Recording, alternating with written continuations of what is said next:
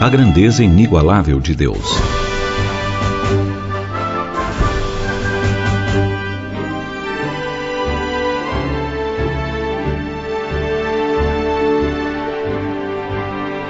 Não há quem visite as cataratas do Iguaçu e não se mostre extasiado ante a imponência do espetáculo das águas e das quedas.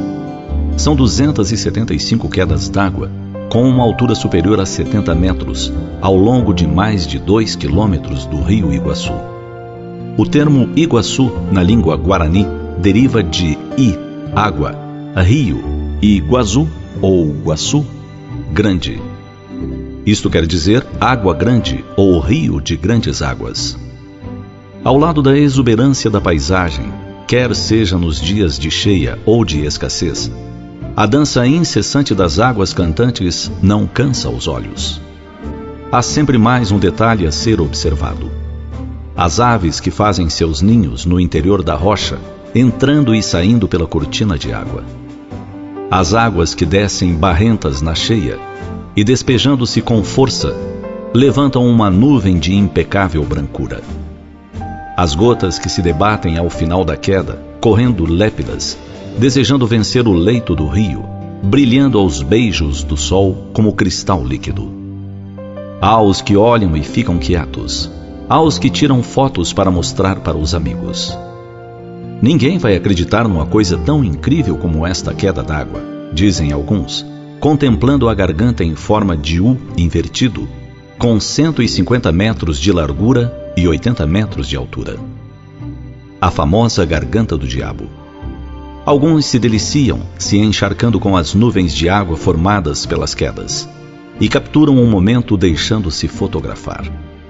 Outros ainda se deixam levar pela emoção da lenda da criação das cataratas. Uma lenda tupi-guarani, que fala que há muito tempo o rio Iguaçu corria livre, sem corredeiras e sem cataratas. Em suas margens viviam os índios caingangues, que reverenciavam o deus serpente, filho de Tupã. O cacique da tribo tinha uma filha formosa, chamada Naipi. Ela deveria ser consagrada ao culto da divindade, da grande serpente. Um jovem guerreiro de nome Tarobá se enamorou de Naipi. No dia da consagração da jovem, o casal fugiu, descendo o rio numa canoa.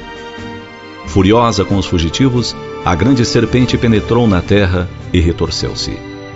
Provocou desmoronamentos que foram caindo sobre o rio, formando os abismos das cataratas.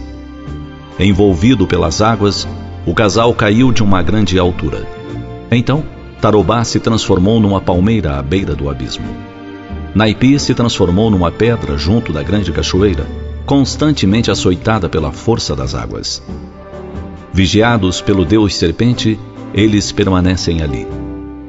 Tarobá condenado a contemplar eternamente sua amada, sem a poder tocar. A lenda é apaixonante e envolvente. Os namorados a apreciam e se encantam, descobrindo a palmeira e a pedra.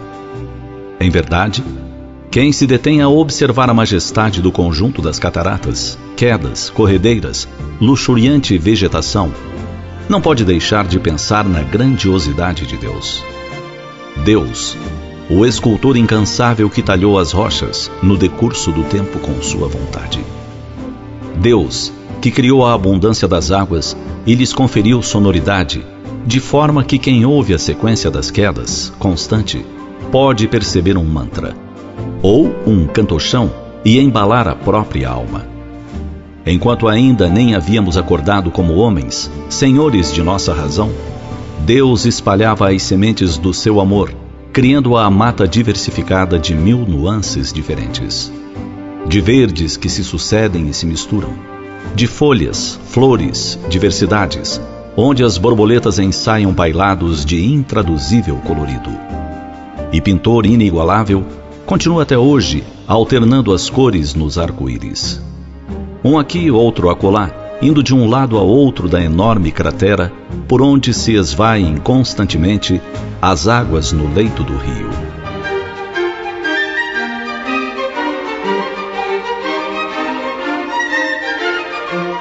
Pai excelso ainda idealizou uma lição de fraternidade para os povos. A maioria das quedas d'água fica em território argentino. Mas efetivamente, é do lado brasileiro que se apreciam os mais belos panoramas. Então, os povos se abraçam. Brasileiros vão à Argentina para ter a vista de lá. Argentinos vêm ao Brasil para assistir ao espetáculo das suas próprias quedas d'água. Ah, a grandeza inigualável de Deus!